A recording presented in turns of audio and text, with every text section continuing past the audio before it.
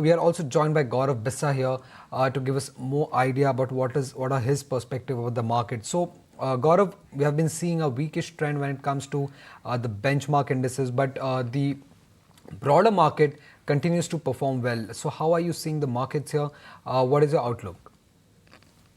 Good afternoon to you, your team, and your viewers. See, the trend, as you rightly mentioned, has been on the downside, and on hourly charts and 2 hourly charts, it was clearly in the downtrend, forming lower tops and lower bottoms, and we have been bearish overall. The second point that you made is also quite valid, where the broader markets have not fallen much; they have been rather stable, and this has been difficult for us also to explain to the clients as well. When at Incred, that where we have been bearish on Nifty, we have been having more of a short trades or option call option writing trades as far as indices are concerned, but we were buying selectively stocks from mid cap and small cap basket. So yes, there is this dichotomy. I think this is going to stay. There is going to be some bounce back that we are expecting in Nifty and Bank Nifty for a couple of trading sessions. So overall trend remains negative, but if you look at Nifty, it's bouncing from its 50 DMA on daily charts, and that can give a good bounce back.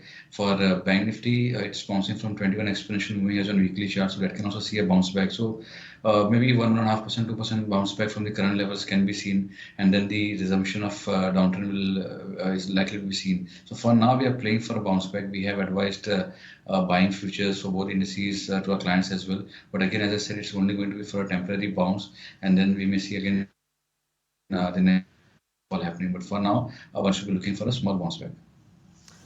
So the weakness that we've been seeing in the benchmark, that is Nifty, is largely on the back of weakness coming in for Reliance Industries. So do you expect that also to turn around in the next week, given the fact that the AGM of Reliance Industries is lined up on 28th of August? I don't expect too much of fall in Reliance Industries. Probably it can fall another 1%, 2%. That cannot be ruled out. But if you see overall charts on daily time frame, it's stuck in a range 2500, 2480 is a good support area. If you look at the option data as well, then 2500 put option commands a good concentration. There's a comfortable writing that we are seeing at that particular strike option. So that again shows that people are confident this might not be taken out. So unless we have a close below 2470, I would not be bearish. As I said, there can be 1 or 2% fall, but beyond that, I don't expect much downside happening in Reliance, at least in the immediate term. Right, Gaurav.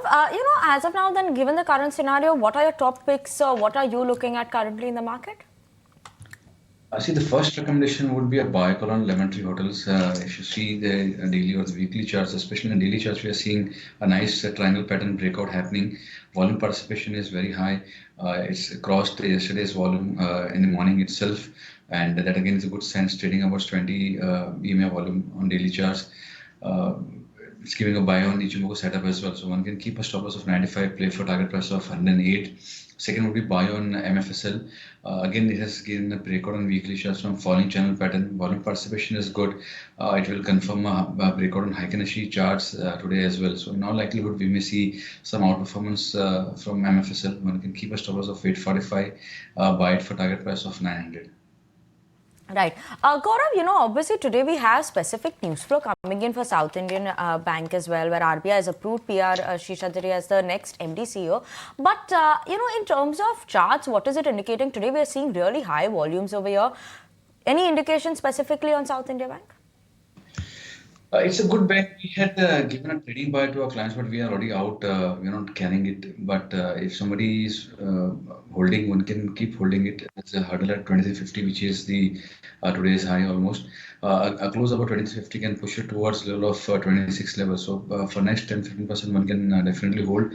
I would not recommend buying. It has a good support. It made a breakout. It is at 19.5 level. So any declines towards maybe 20 can be utilized for fresh buying.